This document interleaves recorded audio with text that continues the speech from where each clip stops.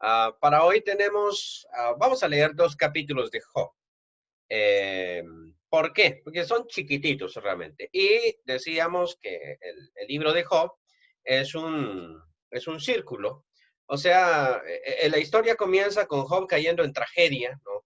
Y sus tres amigos vienen a verlo y luego Job empieza a hablar, después de algún tiempo de estar callado, empieza a hablar y a quejarse de su situación, de cómo está. Realmente él no le echa la culpa a Dios en un principio, sino simplemente maldice el día en que él nació. Eso es todo lo que él hace. Pero a sus amigos no les parece y dicen, oye, ¿qué te pasa? O sea, si tú tienes que dar el ejemplo, etcétera, ¿no? Y entonces empieza un círculo de discursos en que habla Job, habla uno de sus amigos, Elifaz en primer lugar, en segundo lugar Bildad y en tercer lugar Sofá.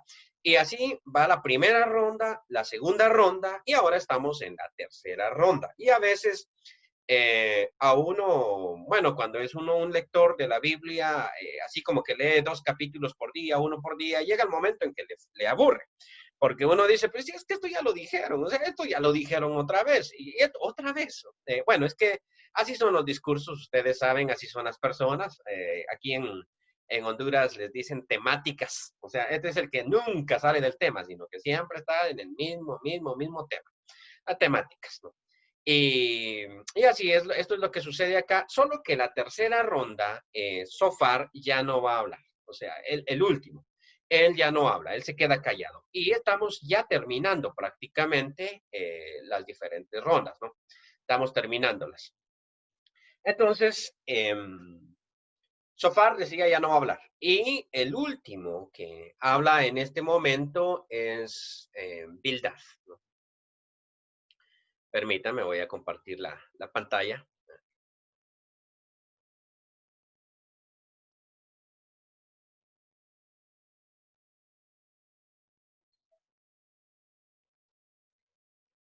Muy bien. El texto lleva como título Job capítulo 25. Ok, ¿y después qué pasa entonces? Bueno, después de que Bildad hable, Job va a hablar durante dos capítulos. Pero no hemos terminado el libro todavía, o sea, vamos ni siquiera a la mitad. En la mera mitad del libro está ubicado el capítulo 28, que algunos dicen este es el capítulo tal vez principal de Job, porque no se sabe quién es el que habla. O sea, no hay ningún nombre, ya lo veremos. Y después de ese capítulo 28, Job va a dar un discurso de varios capítulos donde él recuerda cómo era su vida. O sea, él recuerda su vida. Y después de eso ya viene Eliú a reprenderlo y por último aparece el Señor reprendiendo a Job. Hay una situación interesante en el libro de Job. Jehová no es mencionado. O sea, aquí se habla mucho de Dios, pero se va a utilizar el omnipotente, el altísimo. No se dice, no se da el nombre de Dios. Curiosamente, solo se da en la introducción, cuando Satanás se presenta ante Jehová, y en la conclusión, cuando Jehová le habla. Pero en todo el discurso de los amigos no se menciona. Y también en el capítulo 28 es el único donde se menciona. Bueno, capítulo 25. Tiene como título en la Reina Valera, Bildad niega que el hombre pueda ser justificado delante de Dios. Esto es una imposibilidad de que uno salga bien librado si Dios lo examina. Esto es lo que Bildad dice. Respondió Bildad suita y dijo, el señorío y el temor están con él. Él hace paz en las alturas. ¿Tienen sus ejércitos número? ¿Sobre quién no está su luz? Hay una escena interesante, hay una serie que está en YouTube que se llama Napoleón. Y es una serie de 4 programas que narran la vida de Napoleón desde que surge hasta que colapsa, hasta que muere. Es muy buena, es brillante. Es una película, no es un documental, pero es de esas películas históricas. Y hay una escena interesante donde dice Napoleón, está en la cama, ¿no? Y entonces dice, he decidido hacer la paz. Llamen ¿cómo se llama? Al canciller de Viena. ¿Sí? Entonces llega el muchacho, el canciller, el diplomático, ¿no? Llega. Y Napoleón le dice, he decidido hacer la paz. Y el diplomático le dice, muy bien, voy a hablar con mi gobierno para estimar los acuerdos de paz. Y Napoleón le dice, es que no estoy pidiendo la paz, la estoy imponiendo. O sea, esto es bien interesante de Napoleón, ¿no? La arrogancia y el poderío que él tenía.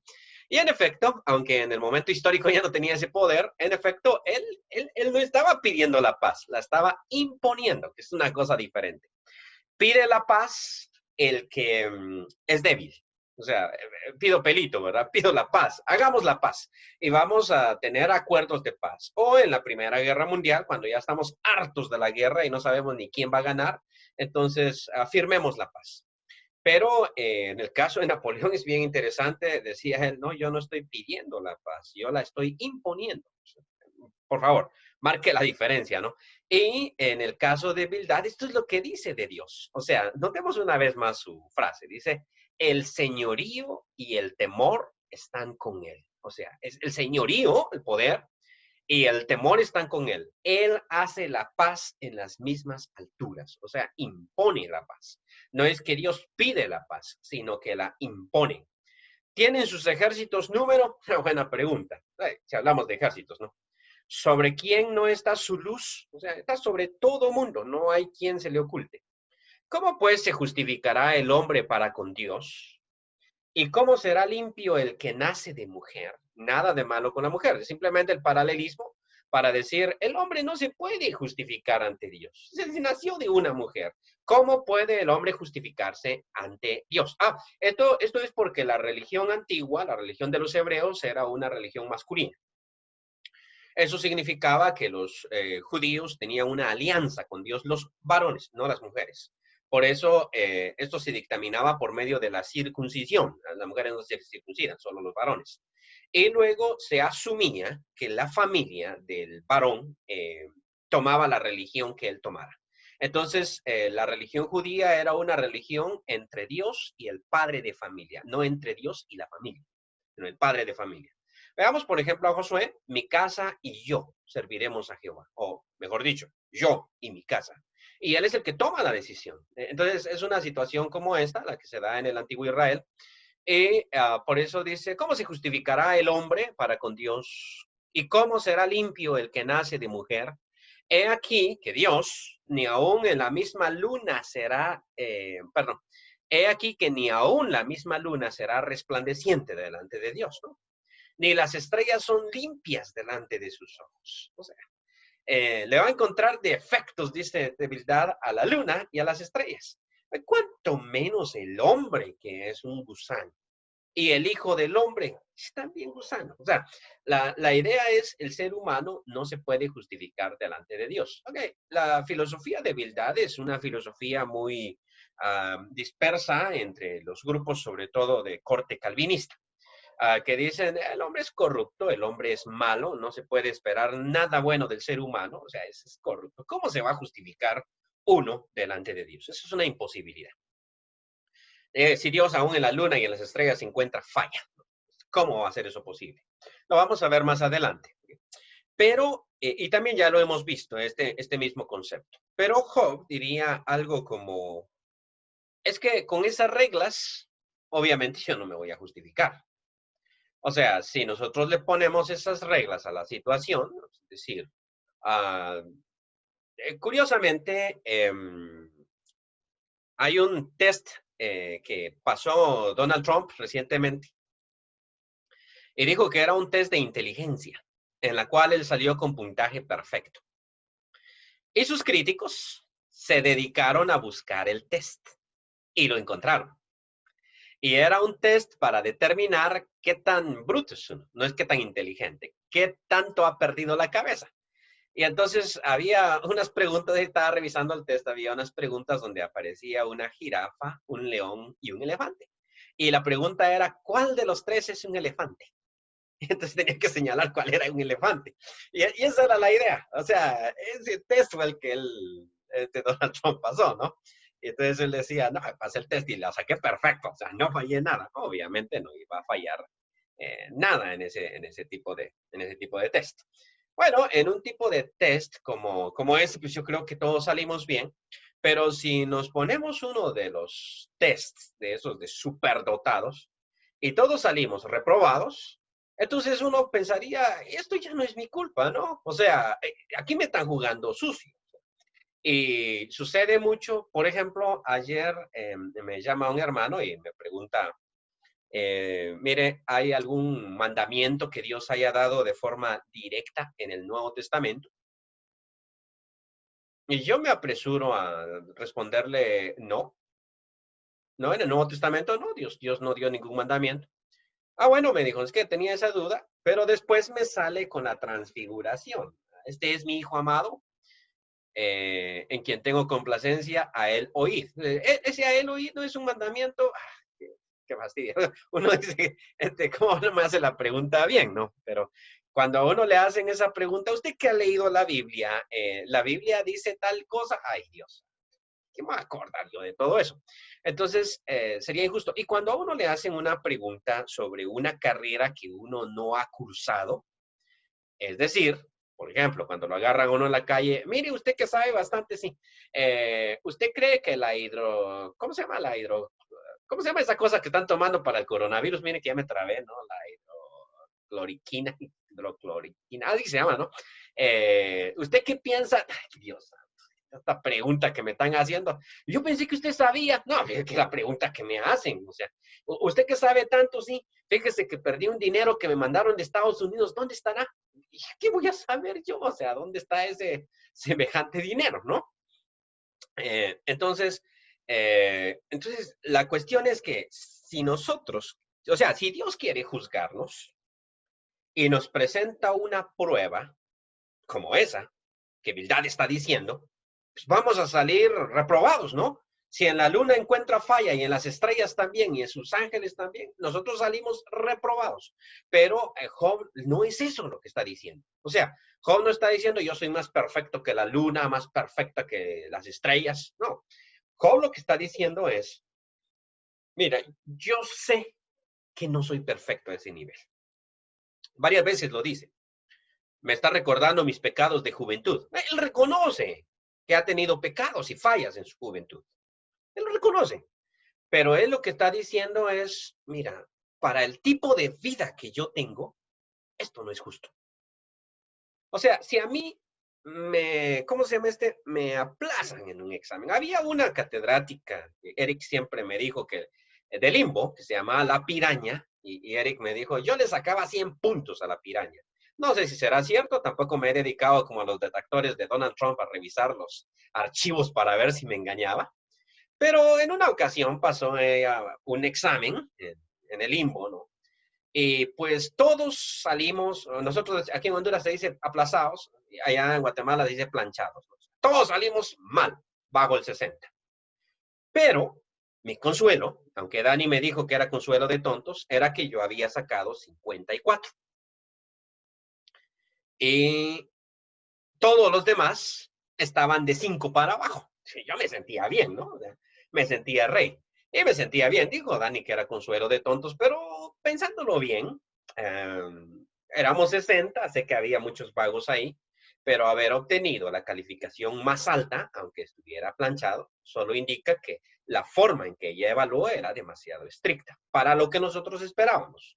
Probablemente si hubiéramos pensado cómo iba a entrar el examen, hubiéramos estudiado un poquito más, pero estaba yo arriba, digámoslo así.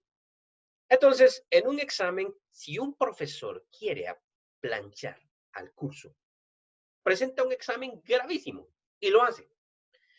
Como decano, cuando eso sucede, yo le llamo la atención al profesor y le digo, no puede ser. O sea, no pueden perder todos. Aquí algo estuvo mal. Usted debió haber pasado a la mayoría. Y me ha tocado llamar la atención en lo contrario también. Cuando la calificación más baja es 95, le pregunto al profesor cómo estuvo ese examen. O sea, a mí me gustaría saber porque yo conozco a mi gente. O sea, sé que, es más, conozco a este que sacó 95 y este saca 60 en todos los cursos. ¿Por qué que sacó 95 con usted? O sea, siempre mido esa situación y estoy supervisando las calificaciones. ¿Sí? El caso es que, entonces, ¿qué tipo de prueba nos hace Dios? Y aquí es donde Job mira, para que entendamos qué es lo que Job está haciendo, porque muchos se dejarían llevar por el discurso de Bildad diciendo, tiene razón, es que nosotros somos inmundicia ante Dios, somos humanos, somos gusanos. ¿Y qué podemos nosotros esperar si Dios nos evalúa? Pero Job está mirando esto. Dice, aquellos que son impíos les va bien. O sea, yo conozco al fulano y este es un bandido. O yo conozco al sultano o a sus amigos mismos les dice, yo los conozco a ustedes. Y ustedes no están como yo. Entonces, es de allí de donde él dice, yo no merezco esta situación. O sea, entiendo mis errores, entiendo mis fallas, entiendo que al final de cuentas soy humano, eso yo lo voy a entender, pero no merezco este tipo de trato. O sea, eso es lo que está diciendo, no merezco este tipo de trato. Y ahí se terminó el capítulo, por eso es que decía, vamos a leer 2. Luego está el discurso de Job, este sí me parece a mí correctamente dividido en 2 discursos, porque en 2 capítulos. Job proclama la soberanía de Dios, es el título que lleva. Respondió Job y dijo, esto ya lo hemos examinado, pero ahora Job lo va a decir de manera tajante y clara. ¿En qué ayudaste al que no tiene poder? Ok, ya se volvió grosero. Por eso es que aquellos se callan, ya se volvió grosero. Y tiene toda la razón. O sea, ustedes me están aconsejando y hablando y diciéndome que calle. Ajá, ¿en qué ayudaste al que no tiene poder? Y ese que no tiene poder soy yo. O sea, ¿en qué me ayudaste? ¿Cómo has amparado al brazo sin fuerzas? ¿En qué aconsejaste al que no tiene ciencia? ¿Y qué plenitud de inteligencia has dado a conocer?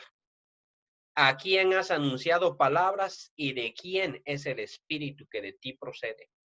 Esto es porque nosotros como seres humanos estamos muy presurosos, digámoslo así, a acusar, condenar y criticar sin ayudar. Y este es un problema que generalmente tenemos. Por ejemplo, mira el hijo de la vecina. Terrible ese muchacho. ¿Ya le diste algún consejo? ¿Ya te acercaste a él para ayudar a la pobre vecina, ¿no? En el sentido de aconsejarle a su muchachito? Eh, ¿Ya viste esto o viste lo otro? Pues no, pero me encanta criticar. Wow, qué excelente. O sea, este es un detalle interesante, ¿no? Y ahí lo hacemos con la familia. Ya te fijaste vos, el sobrino este. Otra vez dejó matemática. En serio. Tú eres brillante, ¿no? Yo sí soy brillante para eso. Ya le ofreciste tutorías al pobre muchacho. O sea, bueno, yo no le he dado tutorías a mi sobrino. Solo el Josué una vez que le estuve dando una tutoría de una tarde. No sé si se acuerda el muchacho, ¿no? Pero ya le diste tutoría, ya lo ayudaste. No. Y nosotros tendemos a hacer así. O sea, le decimos a las personas como la OMS ahorita, que solamente dicen lo que uno debería o no debería hacer, pero no se sabe ni qué están haciendo. O sea, qué es lo que ellos están haciendo con todo el dinero que recibían. Igual, ¿verdad? Solo damos órdenes, condenamos. Y por eso es que Job le dice, oye, te voy a hacer una pregunta, Bildad, ya que te encanta hablar, ¿no? ¿En qué ayudaste al que no tenía fuerzas? O sea, que le trajeron su tecito a Job, tómate este tecito, ¿no? Me encanta la película Cruzada, creo que así se llama, Cruzada, en que aparece el rey cristiano que es leproso y aparece con el árabe y están a punto de enfrentarse en una batalla y le dice el rey cristiano que es leproso y realmente el último rey cristiano en Jerusalén fue leproso. Le dice, apártate o todos morimos aquí y ahora. Y el hombre, el árabe, Salahadín, dice, me apartaré. La paz sea contigo. Y luego le dice, te enviaré a mis médicos. O sea, esa es la promesa que le hace el rey cristiano, que obviamente no cumple porque él se muere. Pero hasta los enemigos se respetan de esa manera. O sea, esto es bien interesante. Hasta los enemigos dicen, sí, eres leproso, sí, pero déjame mandarte a mis médicos. Pero estos hombres llegaron sin médicos al lugar. O sea, la situación, esta es la queja de Job, en que ayudaron y después va a pronunciar Job probablemente el más grande discurso que muestra la omnipotencia de Dios. Cuando empieza a decir quién es Dios. Las sombras tiemblan en lo profundo cuando oyen de Dios. Interesante esa metáfora, ¿no? Sé que las sombras no tiemblan, son seres inanimados, pero es el poema, ¿no? Las sombras tiemblan en lo profundo. Los mares y cuanto en ellos mora, tiemblan cuando escuchan de hablar de Dios. El Seol, que es la tumba, ¿no? Para los judíos, está descubierto delante de él. O sea, no hay nada que se le oculta. Y el Abadón no tiene cobertura, que en teoría, aquí viene el punto, las personas decían, ¿qué hay en el más allá? ¿Qué hay en la tumba? ¿Qué hay en el Abadón, que es el lugar de destrucción? ¿Qué hay allá? Y la respuesta que se daba es, nadie lo sabe. O sea, nadie lo sabe. Aún en los mitos griegos, ellos decían, sabemos que hay cosas en el Hades. Y la pregunta, ¿cómo lo saben?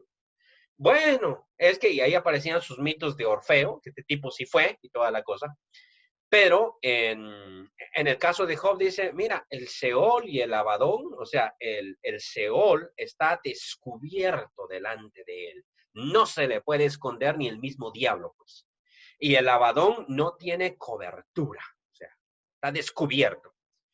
Él extiende el norte sobre el vacío. O sea, llegamos nosotros al norte y más allá del norte está el vacío, o sea, y lo extiende el norte sobre el vacío y cuelga la tierra sobre nada. O sea, estamos hablando del poder de Dios. Aquí quiero meditar sobre este versículo 7. Y no decían los antiguos, una buena pregunta, que la tierra estaba sobre 4 elefantes y que los 4 elefantes estaban parados sobre una tortuga y que la gran tortuga nadaba en un mar inmenso. ¿No decían eso los antiguos? Y la respuesta es no. No decían eso. Ni los griegos decían eso. Aristóteles ya sabía que el mundo era redondo. Él ya lo sabía. Él lo dijo. El mundo es una esfera. Él dijo. Y si nosotros nos vamos hacia un lado, regresamos por el otro y al mundo es posible darle la vuelta, dar la vuelta al mundo. ¿Cómo lo sabe Aristóteles? Sencillo, solo me paré en la playa y miré los barquitos que se alejaban y vi que como que se hundían entre el mar y lo último que se miraba era la vela. Por lo tanto, el mar debe ser curvo y por lo tanto nuestro mundo es curvo.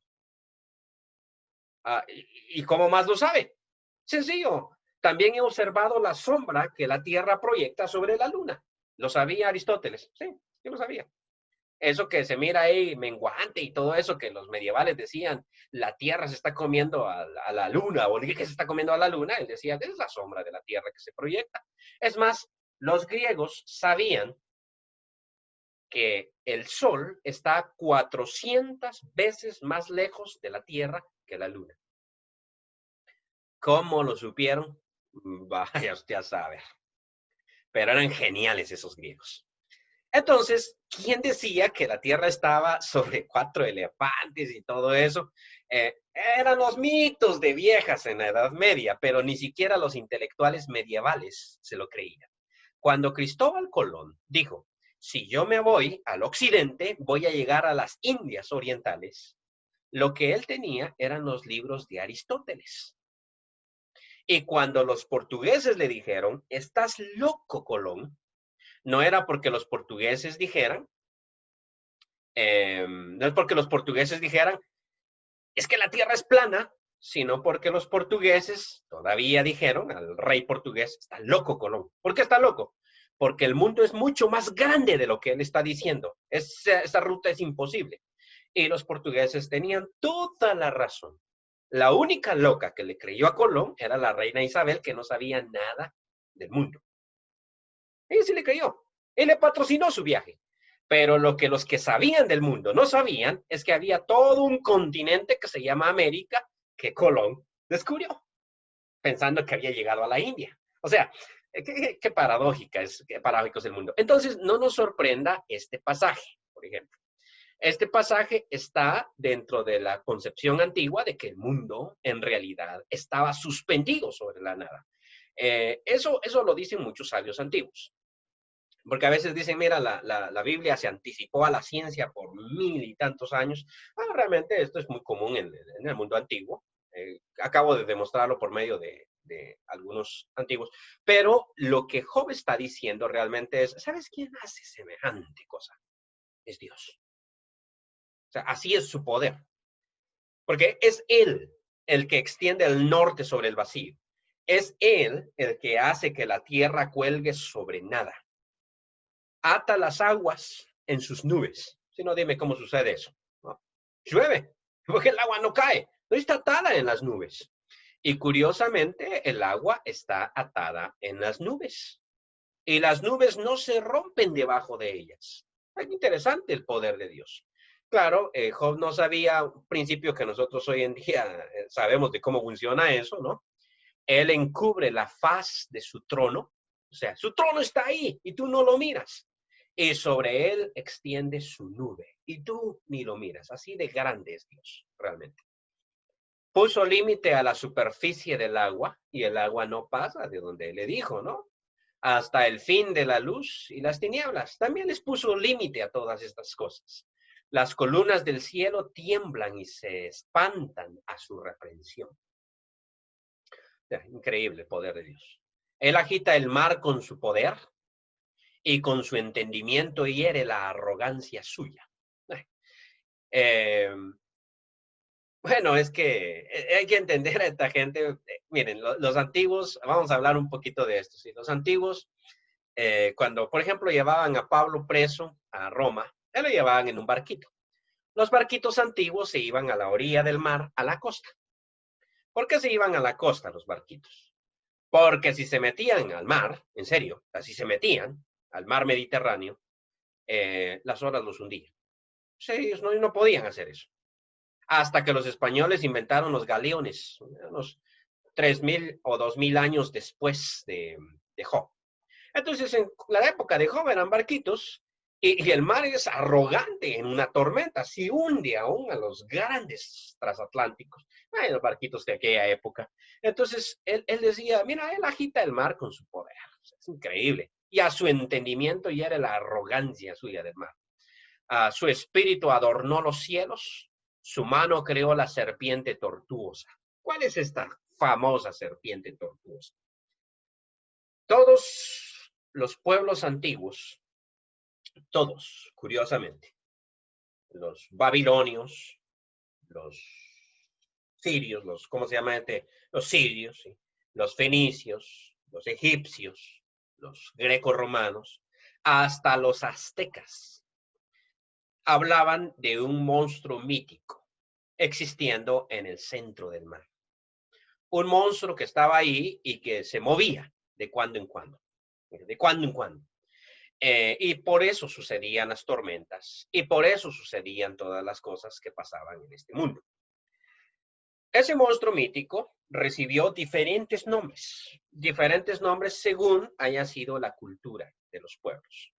Curiosamente, se encontraron en el norte de Israel, en una ciudad que en aquella época ya no existe, obviamente, pero en aquella época se llamaba Ugarit, una gran ciudad.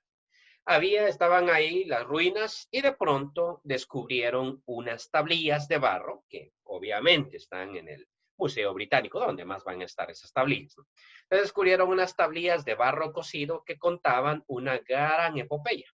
Y en esa gran epopeya aparecía una serpiente marina que tenía 7 cabezas, curiosamente, tenía 7 cabezas y era un gran monstruo y era el monstruo del mal, de la destrucción.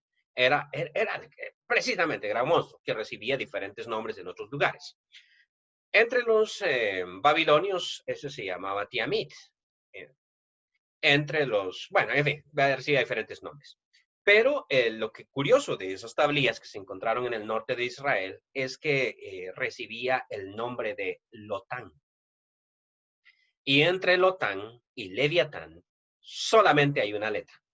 Claro, sé que en español hay muchas letras. O sea, usted me dice que no sabe contar. Entre Lotán y Leviatán hay muchas letras. Sí, pero realmente en el hebreo es una pizquita. O sea, es una tontera realmente la diferencia. Entonces, todos los eruditos dijeron, este es el Leviatán del que habla la Biblia. ¿Sí?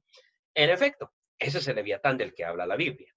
Y se le llama en la misma historia, recibe otros nombres, dentro de ellos la serpiente tortuosa.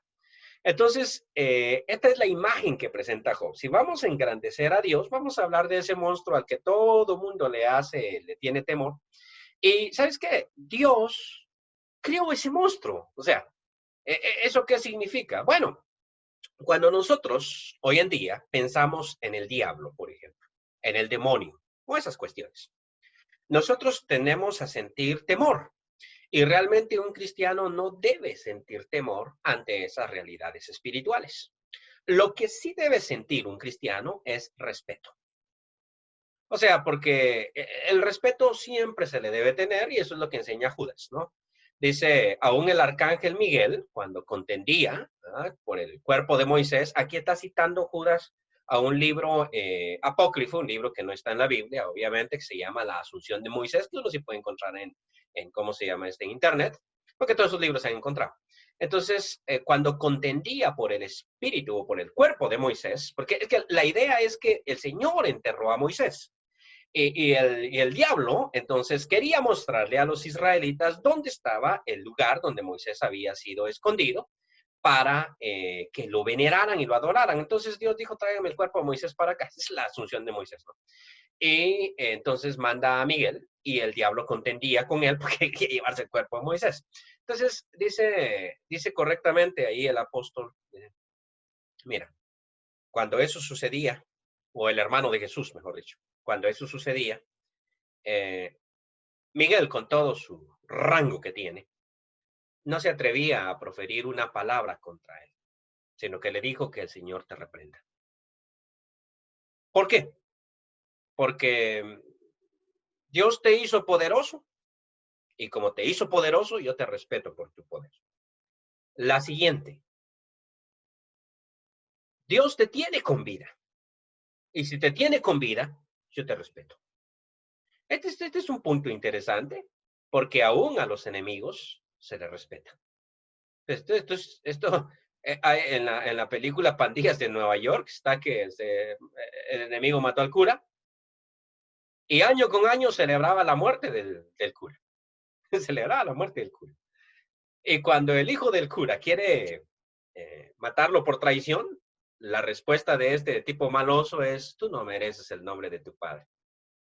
Tú no mereces ser hijo de tu padre. Tu padre era un enemigo que se respetaba. O sea, qué interesante, ¿no? Entonces, él jamás traicionaba. O sea, es interesante, a los enemigos se les respeta. Y hasta tenía el asesino un cuadro del sacerdote ahí en su cuarto para recordar a su gran enemigo, que él había matado, pero que los enemigos, aún siendo enemigos, se respetan. Es interesante el principio. Entonces, al diablo se le respeta, pero no se le tiene miedo. ¿Por qué no? Porque no es que el diablo sea poderoso y Dios sea más poderoso. Eso no es así.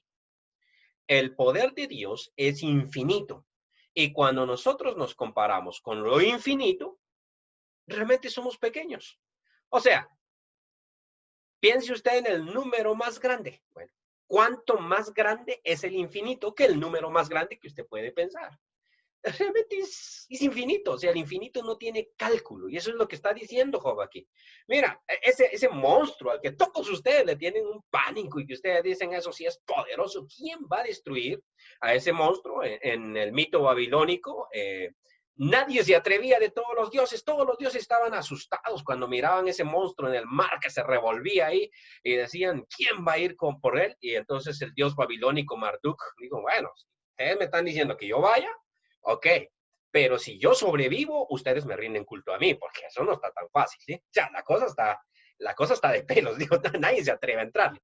Y dice Job, mira, todo eso que ustedes cuentan de mito, no, si el Señor hizo esa serpiente tortuosa que está en el mar, la destrucción, vamos a verlo nuevamente el versículo, vamos a verlo más adelante, en los últimos capítulos, cuando hable de Leviatán, dice, su espíritu adornó los cielos, o sea, así es su poder, hizo las estrellas, ¿no? Su mano creó la serpiente tortuosa. O sea, eso que ustedes hablan. ¿Sí? Y ahora va a rematar su cántico con este versículo. He aquí, estas cosas solo son los bordes de sus caminos. Yo solo estoy escribiendo una pizquita. y cuán leve es el susurro que hemos oído de él. Pero el trueno de su poder, ¿quién lo puede comprender? O sea, después de decir estas cosas, mira, Dios es el que, como que yo dijera, Dios es el que creó el universo tan inmenso que viajando a la velocidad de la luz no podríamos atravesarlos ni en una vida. Es más, viajando a la velocidad de la luz ni siquiera podríamos llegar a la otra esquina de la Vía Láctea. Ahora será del universo tan amplio que Dios creó con su poder. O sea, ahí hay cosas misteriosas que ni siquiera comprendemos. Y dicen que sabemos más del cielo que de lo que hay en las profundidades del mar, que los científicos realmente no han logrado escarbar el mar, es una completa incógnita. Si no, miren la película Megalodón, el océano es una incógnita, ¿no? ¿Qué hay allí abajo? Y si pensamos en descubrir lo que hay en lo subatómico, es increíble, es un mundo. Dice que hay más especies de virus que de animales vivos. O sea, es interesante realmente todo eso, y todo eso lo hizo la mano de Dios. No solo lo hizo la mano de Dios, diría Job, sino que el ojo de Dios lo contempla constantemente. Agarraron un murciélago en China y lo empezaron a escarbar ahí a ver cuántos coronavirus tenía. Y resulta que tenía más de 100 coronavirus. Un solo murciélago tenía más de 100 coronavirus. Así es de que decían, deben de estar comiendo murciélago, porque esto es peligroso, ¿no? Los coronavirus no matan al murciélago, ni lo enferman, solo es portador. Los tiene, ya, es parte de su ser. Ok, sí, no, cuando hablamos de virus es increíble la cantidad, tamaños, formas. Métanse a internet y van a ver, hay virus que parecen animalitos realmente, o sea, son tan distintos. Parece que fuera película de extraterrestres esa cosa, y no solo es de virus. Y el Señor los creó y el Señor los contempla y nada se le escapa a su conocimiento. O sea, nada. De las 1000 posibles vacunas, el Señor conoce todas, sabe por dónde va. O sea, si no la han encontrado, no es porque el Señor no quiera, no es porque el Señor, no es porque el Señor no pueda. ¿Y por qué está diciendo esto, Job? Perdón. ¿Y por qué está diciendo esto, Job? Porque cuando uno sufre, hay dos alternativas. Inciso A, el Señor no puede lidiar con mi enfermedad. Inciso B, el Señor no quiere. Y esta es la cuestión. Todos nos enfrentamos a estas dos alternativas. O sea, estas son las dos posibilidades que hay ahí. Lo mismo. Mira, ya fui al doctor y no me curó. Bueno, inciso A, el doctor no puede. O inciso B, el doctor no quiere. O sea, cualquiera de las dos posibilidades, ¿no? Quiere sacarme más plata. Y generalmente las personas a veces confían en el poder del doctor. Dicen, ese doctor es un chapucero, no sabe nada. O dicen, ese doctor es un aprovechado, sacarme mi pisto quiere. Eso quiere decir, no confiamos en el poder del doctor, sino en su buena voluntad. Job ni por un segundo piensa, Dios no puede. O sea, no aparece. Por eso es que en Job, él constantemente describe el poder de Dios, porque se lo describe a sí mismo y dice, mira, todo esto hace Dios, todo esto. O sea que sanarme para Dios, decir Job, restáurate, solo es que lo quiera. Punto. Solo es que él lo desee. Y punto. Y por eso termina diciendo, ¿y sabes qué es lo que yo he descrito? Mira, solo he descrito la sombra. O sea, acabo de hacer una descripción, es la más inteligente que yo hice, y solo estoy describiendo una colita de lo que es el poder de Dios. El susurro que me dijeron. ¿Quién, dice él, puede comprender su trueno? O sea, ¿quién puede comprender semejante cosa? No, déjame estudiar un poquito. A veces yo quiero comprender lo profundo de Dios. Termino con esta ilustración. Decía Agustín, dijo Agustín de Hipona, que él se acerca a la playa y hay un niño en la playa, en Cartago, que está sacando el agua, ¿no?, del océano y lo está echando en una pocita que él había hecho. Y entonces le pregunta al niño, ¿qué estás haciendo? Le dice, ¡ay! Es que quiero pasar el mar de ahí para acá, es el niño. O sea, ese es su trabajo del niño, ¿no? Pasar el mar de ahí donde está para meterlo aquí donde yo hice la posita, ¿no? Y entonces Agustín se echa una sonrisa y dice, pero qué bárbaro este niño, ¿no? Qué bárbaro. Y después reflexiona él y dice, ¿será que así estoy yo tratando de comprender a Dios? O sea, tratando de comprender a Dios, estoy sacando una cubetita de agua del océano y la estoy trayendo a mi posita aquí. Y en verdad es cierto, eso es lo que hacemos. Si ni siquiera hemos podido, por poderoso que es el hombre, y en conjunto, o sea, estoy hablando de todos los científicos de las grandes universidades, no de la José Cecilio del Valle, de las grandes universidades del mundo, los grandes científicos de las grandes universidades del mundo, eh, reunidos, han podido descubrir la creación de Dios, los misterios de la creación de Dios. O sea, con todo y más el poder de Dios. Eso es una imposibilidad. Entonces, no pensemos eso, no pensemos, mira, yo estoy sufriendo por culpa del diablo. Bueno, el diablo es un tipo maquiavélico, malo, que le encanta ver sufrir a la gente, y sí tiene su rol en todo lo que le pasa a uno, pero su poder es insignificante con respecto al de Dios. Así es de que si Dios dice a este no me lo tocas, a este no se toca. Y si a uno lo tocan, es porque Dios lo permitió. Y porque algo positivo eso va a generar para nuestra vida. Y tenemos que tratar de entenderlo. Por lo menos tenemos la vida y tenemos la inteligencia para tratar de entenderlo. A partir de nuestra experiencia, de lo poquito que sabemos. Bien, después Job va a hablar, resumir su discurso. Y después tenemos el famoso capítulo 28 que hemos venido anunciando desde hace tiempo. ¿Dónde está la sabiduría y cuál es la fuente de la sabiduría? Importantísimo en Job. Que el Señor les bendiga. No sé si hay alguna pregunta hoy, comentario que quieran hacer.